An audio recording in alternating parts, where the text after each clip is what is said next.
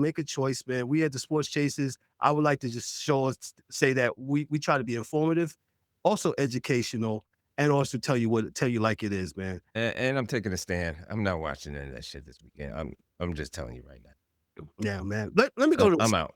let me go to the sport. They play Let's with go to a real. Let's go to a real sport. Finesse, hockey lane, Olympics. The USA, they beat Latvia. Is it Latvia? Latvia. Yeah, Latvia. Yeah, I was getting ready to say Lafayette. No, that's my school. No. Yeah. Hey, Dan, what you got for us for the Olympics, man? Well, we'll start with the guys because they only played one game so far. But earlier, Switzerland, they beat France 4-0. And then I think 10:30 game this morning was Canada and Czechia. I missed that game, but I caught the highlights. Canada's going to be a problem. Well, they're pretty good. They are stacked. Like Crosby had 2 assists. McDavid had 3 assists.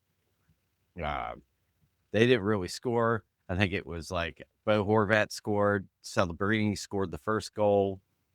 Nick Suzuki scored the 5th goal. I'm trying to think. Stone scored a goal for them on a beautiful pass from Mitch Marner. And then McDavid set up MacKinnon. It was like Crosby to McDavid, who just kind of stick handled beside the net and then saucered a pass right over the crease. And MacKinnon took it right out of the air, put it in the back of the net. And Binnington, he struggles during the regular season, but you put that guy on a big stage, and he always performs. He got the shutout, 5-0. It's going to be interesting to see how the rest of the men's side goes. But Canada is definitely looking scary. And then I think it was 3:10. They had Germany and Denmark in USA and Latvia playing. I didn't watch the Germany game, but I watched the US game. And it was 1-1 after the first, but USA scored 2 goals that were challenged and called back. So I think Brock Nelson was offside on one of them. And then they called goaltender interference, I think, on JT Miller. And like the offside, that's pretty cut and dry. The interference one, I don't know. I mean, his skate was in the blue paint. It is international rules, so a little bit different than NHL rules. So what's the difference as when it comes to those rules? They're probably a little bit more stingy on the calls. Like if you're in the blue paint and you impede the goalie from moving to a place where he might make the save, they'll call it. Where in the NHL, it's normal. You got to have physical contact. And for context, Dan, just to give our fans that don't know, they might not know the difference between NHL hockey and Olympic hockey. Are we going to see more physical play, or are we going to see more finesse play, or are we going to see more fighting or less fighting? You will see no fighting, because like that 3 fights in 9 seconds in the 4 nations, that will not happen because it's a game misconduct. So if you get in a fight, you're out. So it may happen where you see a fight, but you won't see it when it comes to like once they get to the quarterfinals, the knockout round. That will not happen. But like I said, I was watching the USA game. Latvia kept it close. First period it was 1-1 at the intermission, and then first 10 minutes of the second it was still 1-1, and then like it was one of the pivotal shifts where the U.S. kept the defense for Latvia on the ice. It had to have been 3 minutes. Like they'd be able to get the puck out, but they wouldn't be able to get far enough to where they could change. U.S. come back in. The one defenseman, he finally cross-checked the guy in front of the net and got a penalty. So when they touched the puck, the whistle blew, and they finally got a break. And the Columbus goalie, is it Meslurkin? He was faced out on the ice, and you could just see him gasping for air because like they were just all over him for like 3 straight minutes. And then they got on the power play. I believe they scored a goal. I think it was Brock Nelson scored. Beautiful play too. He came down and one of the Hughes boys finally comes down the slot, and he faked the shot, pulled it back in, empty net, and they just started rolling in that second period. They end up winning 5-1. And like I said, Latvia put up a good fight at the beginning. But then I think just after, like I said, when they got hemmed in that one shift, they got gassed. And they end up pulling the goalie to start the third period. And they brought in Shilovs from the Penguins. So we'll see how that goes. Germany, they beat Denmark 3-1. You know, they got the good guys. You got Draisaitl, Ehlers, Eller, a couple more. But I don't know. This side of the tournament, well, on the men's side's a little bit different than the women. They're playing 3 games, and whoever wins the pool gets a 5 to the quarterfinal. And then I think 18 that are left over play for whoever wins. They're the team to get into the quarterfinal. Who's your favorite to win this? From what I saw today, Canada. And like, Hey so Dan, is that a repeat from was it last year when it's USA? But I think that was just an All-Star game with the 4 nations. the 4 nations, and Canada ended up winning that. So is it like a continuation? Is Canada still that? I mean, as you said, Canada is still that good. But like I was looking at the rosters, kind of. So like the 4 nations was a different animal because it was under, I believe, NHL rules. So right, So, okay. so you had the fighting and all that kind of good stuff. It was good. Where this is more about speed, finesse, physicality. Okay. Different type. Checking type. Okay. Where Canada, like they got a Celebrini, they got a Nick Suzuki, they got I'm trying to think who the other guy was. I think Seth Jarvis is on that team, but they're not big physical players. They're the more finesse players, skilled players, fast players.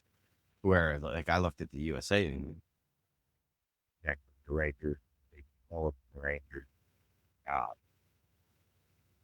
Nelson, Tate Thompson, they got bigger guys. So and really the speed of the American side, like Worthinski, Quinn Hughes, Anderson, where they move quickly and they're good skaters, fast skaters. Their front line is more bigger dudes.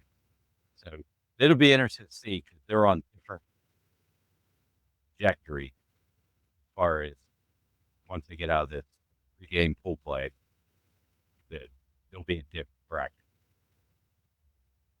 If they meet, would be gold. Solve the bracket, and that'll be an interesting match. Halabucky's back. His injury for he's out there for a while. An injury, he looked good. I mean, they only had 8 shots. So, yeah, like that. After 10-minute mark in the second period, it was all USA. And I believe they play USA. Canada plays Friday. They're back-to-back games. And then Saturday, Sunday is the U.S. game. Canada plays again against Switzerland. And then Saturday, 14th, Denmark. And they turn around. I got you if you want, Dan. Oh yeah, they got a lot. Once those first 3 games works itself out, and who gets the buys and who has to play the extra games, I don't foresee USA or Canada having to play an extra game. I think they'll get through. And they started the day before in Sweden. It was a Wednesday, yeah. So Slovakia upsets Finland 4-1, and Sweden beat Italy 5-2. But like I said, we'll see how that goes as it goes further into the tournament. But I expect to see Canada and USA probably in the championship. So we got 10 more days, right? Yeah, I believe so. Because they don't start back the regular season for the NHL, I believe, till like the 26th or something. Oh, so they got a couple of days to get right. Okay. Gotcha. And at the break, any surprises as far as in the NHL? We're going to talk about the ladies first. Okay, I'm sorry. All right.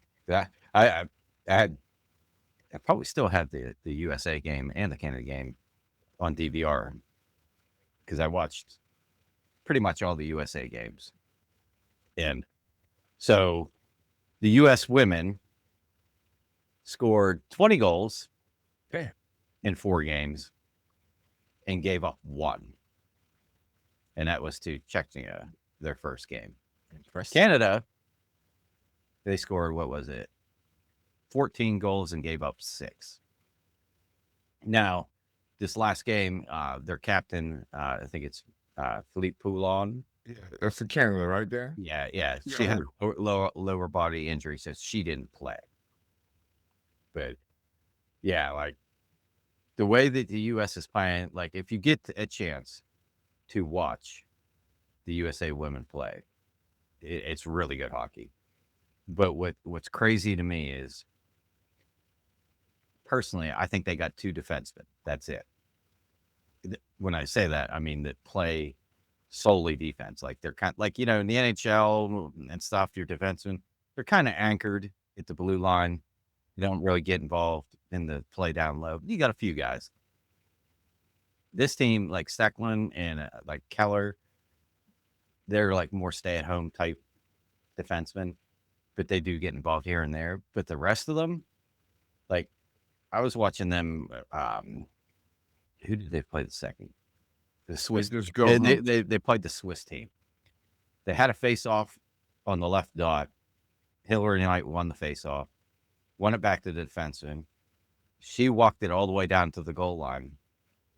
The far point, Wynn, I believe is her name, skated all the way down through the dot in front of the net, and they just passed it right across the crease. So you had both defensemen by the goal line and the forwards rotating. So, like, if you watch them play, just watch how their defense gets involved and gets into the play, because it's very hard for other teams to, you got to be able to know one, who you're covering and keep an eye on them to make sure that they don't sneak in behind you. But they are very aggressive, and that shows by outscoring their opponents 20-1. And I believe they play Italy Friday, and Canada is going to play Germany Saturday. But like I said, Canada won every game except for the U.S. game. They won. They beat Finland, which they were supposed to play on Wednesday, I believe it was. But they had a lot of the ladies that were not feeling well, so they had to postpone that game and reschedule it for today or yesterday. So it'll be good. It'll be interesting to see, because like I was watching some of these games and they're just throwing stats up on the television, and I'm just like, this is ridiculous. Like Canada has played, I think, every gold medal game since '98. And I think they're 5-2 against the U.S. And I think U.S. has made every gold medal game but one. I believe they got upset the one year and didn't make the finals. But this, like, they had the 4 4-game rivalry series leading up to this, and USA beat them all 4 times. So I don't know if US is on to something, or because like looking at their roster, it's mostly like they don't have.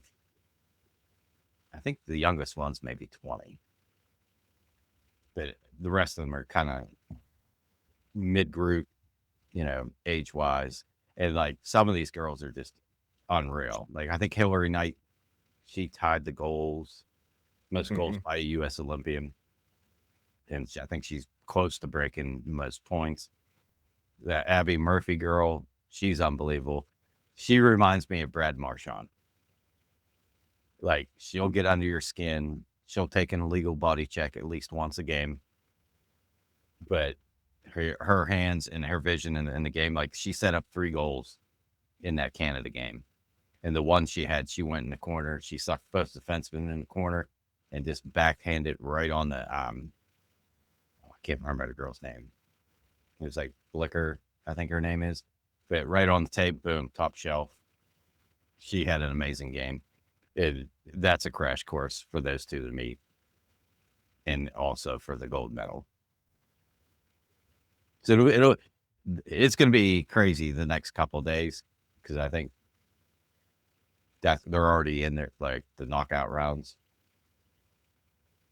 So I think because you got Czechia, Sweden, U.S., Italy, I think in one bracket, Canada, Germany, Finland, Switzerland in the other. So Canada or Germany would play the winner of Finland, Switzerland, U.S. or Italy. You go to the gold. But yeah, it's been entertaining. Like I said, if you get a chance, even to watch Canada play, they're really good. Like the onset of the PWHL, the Professional Women's Hockey League, Yes. Yeah. made a great impact on both Canada, U.S., some of the other countries' abilities to field competitive teams, because they get to play year round. Around it, you know what I mean? Like they get to play. They're on a break too, I believe. They I'm trying to think. It might have been U.S. It's got like 6 players. So a lot of familiarity, a lot of chemistry already. But yeah, I'm excited to watch the rest of the women's sport. The men, I'll wait till they get to the dock. Hey, real quick question, Dan. Any big thing going on in the NHL that you see happening after guys get back? Like, give me, if you got 2 or 3 big moves or big items that are going to take place within the month after the Olympics. So I believe the trade deadline is March 6th. Mm-hmm. And they start playing again, I think 2 weeks from now, the 26th. Mm-hmm. Or maybe the 28th. It's one of those. 20th, I believe. So you got like less than a week Mm-hmm. before the trade deadline.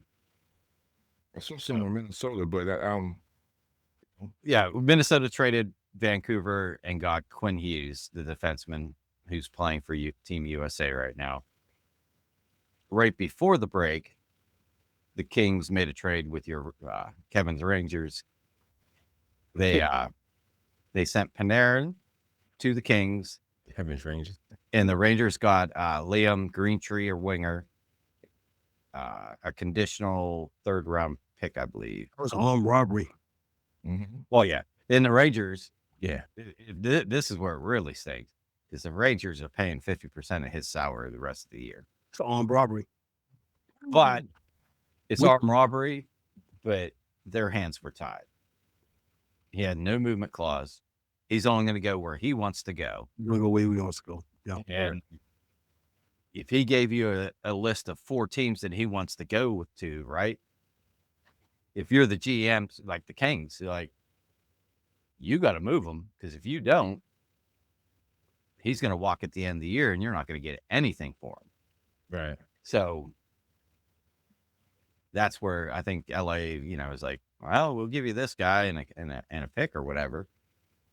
But, I think too, if the Kings win 2 rounds, they will also get like a 2028 fourth round pick.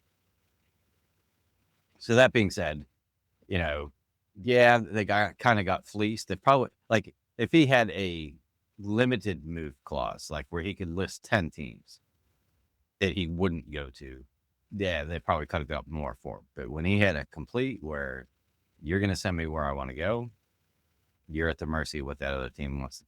Yeah. I believe they signed to a 2-year extension there. So it wasn't even a long extension. Did we lose Dan? I think we lost Dan. So we lost Dan. Yeah. What happened there? It just like flickered. Okay. Yeah. That and I think once we get back from the Olympics, it's going to be Crazyville because teams are going to start, Moving. like, back on your Rangers. Vincent Trocheck, he's another one's probably going to move. I saw something where he wants to stay on the East Coast, so I don't know that they would trade him in division, but they're going to be. I don't know if he has his trade, if he has a no trade clause or what's all involved with that. But I think your Rangers are going to probably move some people out that are on expiring contracts and the like. Time to start over. And it, like your boy Drury said, it's not going to be a rebuild. It's going to be a retool. So you're probably going to move a couple of those and try to bring in, maybe some younger kids and just play out the rest of the season. Because, like, the fact of what's left in the season and where you are at in the standings, I don't think there is a snowball's chance that they would have to get on Nah, Dan, nah, no. a 15-game win streak or something crazy like that. It's on 26, 2027. I don't see that happening. I don't see them doing that. I don't see them doing nothing like how, who was it that had that 11-game streak earlier, a couple weeks ago? Buffalo. I don't see that. The Rangers No. can't go home. Not with them pieces. Nah. Well, Columbus fired their coach and brought in Rick Bowness, I believe it was. They brought in. They won 7 straight. The Rangers just hired your guy from Pittsburgh, man. So I don't think they're going to fire him. Yeah, I was about to say that. Yeah. I just think that, like, pulling this up. So, like, yeah, the Rangers got 50 points. They're 19 points behind the last spot. No. Not happening. Jersey, they got 58 points. So they're 11 back. And Florida, they're in trouble. They only got 61 points. They're 8 points back. Same with the Flyers. And then you got Toronto and Ottawa. It's 63 back. 63. So they're 6 back. Washington has 65. They're 4 back with Columbus. So it's hard to make up points when you got the overtime tie giving you a point and that kind of thing. So it's hard to make up a lot of stuff.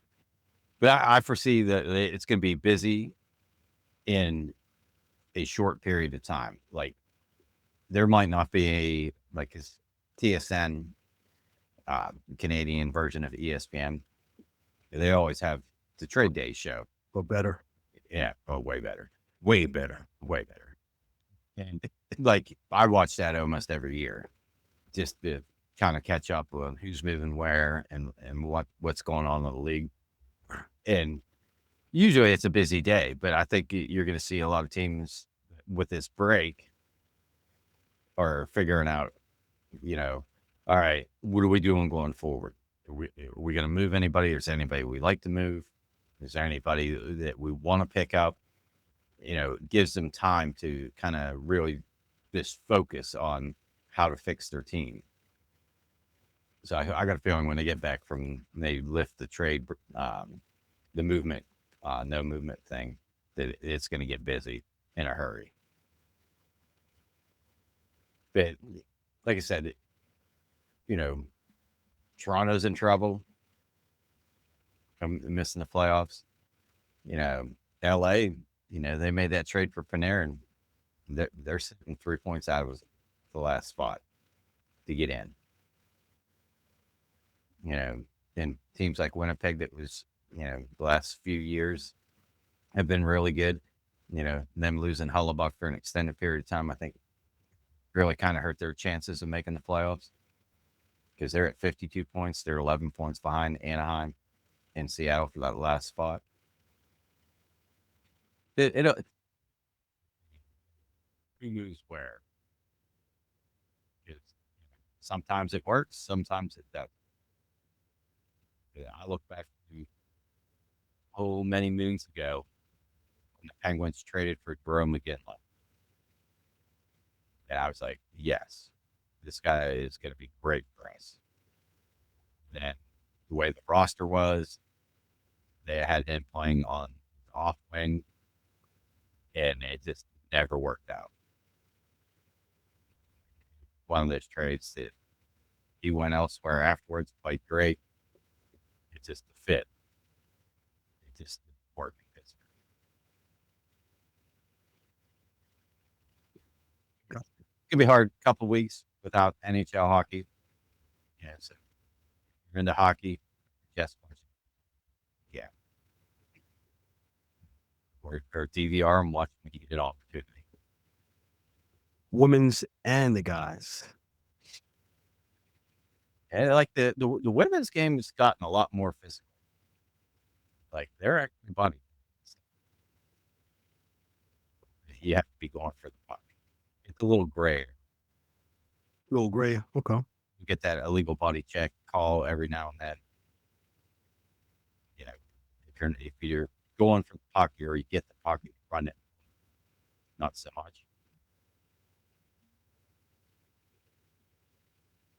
That's pretty much, right now, not a whole lot going in the NHL. Everybody's on break, relaxing, getting healthy, getting ready for the last part of the season. Yeah, good push down the stretch. So, yeah. Really, like, they only have, 20, 24, 25 to maybe 28 games left, depending on what team. Because that Colorado's played 55. So that's 5 would be 60, 25, 27 games. Gotcha. Anything else, Dan, from the NHL and the Olympics? Hockey.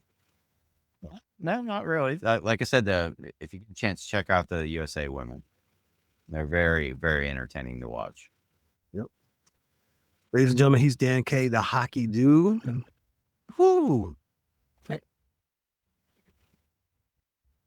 We're going to have a visual. So.